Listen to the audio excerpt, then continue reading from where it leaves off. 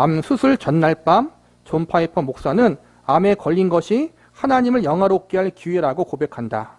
병상에 누운 목사는 암에 걸린 것도 주님의 선한 계획임을 확신하며 예수님과 더욱 친밀해지기를 소원한다. 암이라는 고난이 주는 의미를 깨닫지 못한다면 암을 낭비하는 것입니다. 모든 고난의 원인은 최초의 인간이 창조주 하나님을 거역하는 데 있습니다. 로마서 8장 20절에는 하나님이 아담과 하와의 불순종 때문에 세상을 허무함에 빠뜨리셨다고 기록되어 있어요. 그러므로 세상 고난은 인간의 죄에 대한 합당한 처벌입니다. 그런데 예외가 있습니다. 예수님을 믿는 자의 고난은 결코 처벌이 아니라는 것입니다. 하나님의 아들 예수께서 그를 믿는 자의 죄값을 대신 치러주셨기 때문입니다.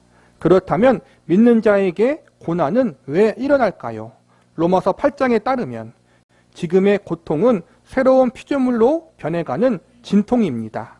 우리는 모든 피조물이 이제까지 신음하고 해산의 고통을 겪고 있다는 것을 압니다. 우리들 자신도 속으로 신음하며 우리가 하나님의 자녀가 되는 것과 우리의 몸이 구속될 것을 간절히 기다리고 있습니다. 지금 우리는 고난 중에 허덕이고 있지만 이제 곧 죄의 속박에서 풀려날 것입니다. 성경은 우리에게 약속합니다.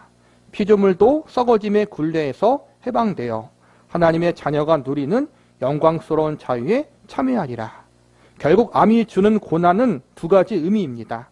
첫째는 인간의 죄가 암의 통증처럼 극심하다는 것이고, 둘째는 영원한 영광과 자유가 오고 있다는 것입니다. 이러한 고난의 의미를 알지 못하면 암을 통해 하나님을 영원롭게 할 수 없겠지요. 아담과 하와가 죄를 짓기 전에는 완벽한 피조물이었기 때문에 죽음도 없고 질병도 없고 고통도 없었어요. 그런데 아담과 하와가 불순종의 죄를 저지른 다음부터 죄가 들어와서 그 다음부터 고통이 생기고 질병이 생기고 결국에는 죽음에 이르게 되었잖아요. 죄의 값은 사망이다. 우리가 죽게 되는 것, 질병과 아픔과 고난 당하는 것 자체가 우리가 죄인이고 죄의 영향을 받고 있다는 증거예요.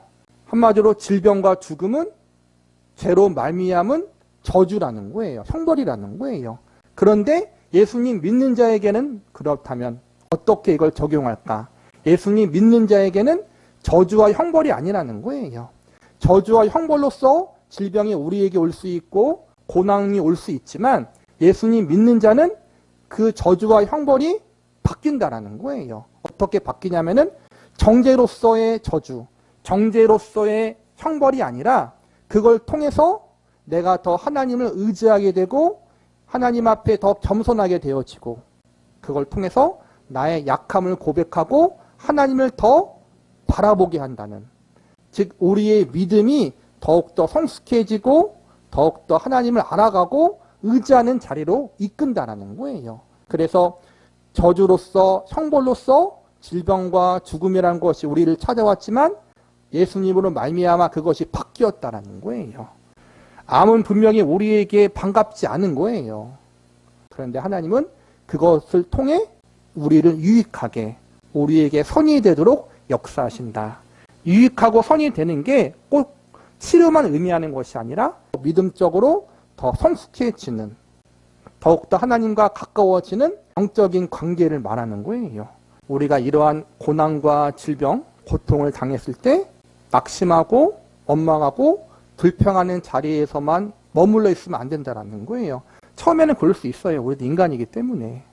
이걸 통해 하나님께서 나에게 하실 일이 있다. 하나님이 나에게 선한 계획이 있다는 걸 깨닫자는 거예요. 그렇게 우리가 깨닫고 더욱더 주님을 의지하며 나아간다면 그 암을 통해서 하나님이 영광을 받으실 수 있다. 이 최악의 상황 속에서, 이 최악의 고통 속에서 하나님이 영화롭게, 하나님이 영광을 받을 수 있도록 내가 쓰임받을 수 있다는 거예요. 어렵죠. 쉽지 않죠. 이게 참.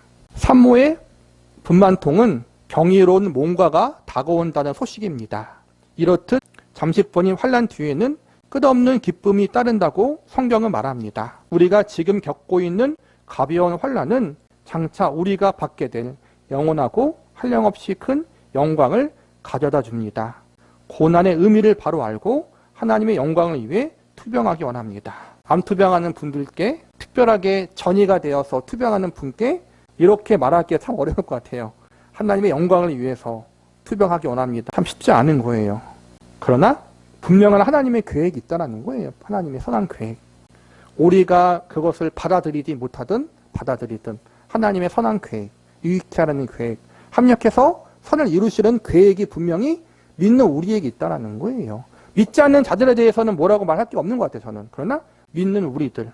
왜냐하면 우리는 하나님의 자녀와 백성이잖아요. 그리고 우리를 하나님의 자녀와 백성으로 삼기 위해서 하나님의 아들이신 예수님이 그분의 생명을 내어주셨기 때문에 믿는 자 한 사람 한 사람은 예수님의 생명과도 같은 존귀한 존재이기 때문에 하나님이 한 명 한 명도 허투루 두지 않으신다라는 거예요. 진정 그들이 하나님의 구원받은 자녀라면 이 고난이, 이 아픔이 당하는 사람들과 주변 사람들에게 아픔이지만 당하는 사람과 겪는 사람과 주변 사람이 궁극적으로 하나님 앞에 더 겸손히 나아갈 수 있게 하는 그러한 시간들이 될 것이고, 산모의 고통, 아이를 낳으면은 그 고통을 다 잊는 것처럼 이 아픔과 고난이 모든 것들의 끝인 것 같지만 그 후에는 영원한 영광이 있다.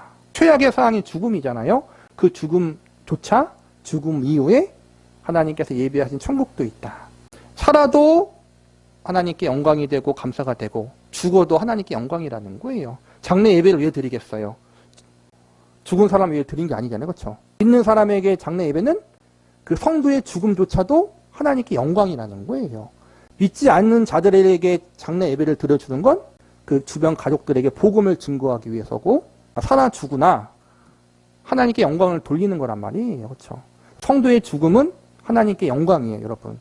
장례 예배가 그거예요. 고통스럽지만 하나님의 영광을 위해 투병한다. 이게 어려운 말이지만 우리가 사나 죽으나 하나님의 영광을 위해 산다는 것. 죽음조차도, 성도의 죽음조차도 하나님께 영광이 된다는 것. 우리가 그거를 믿을 때 이 고난을 이겨내고 고난을 통해서 그 시간들을 통해서 하나님께 영광을 돌릴 수 있다.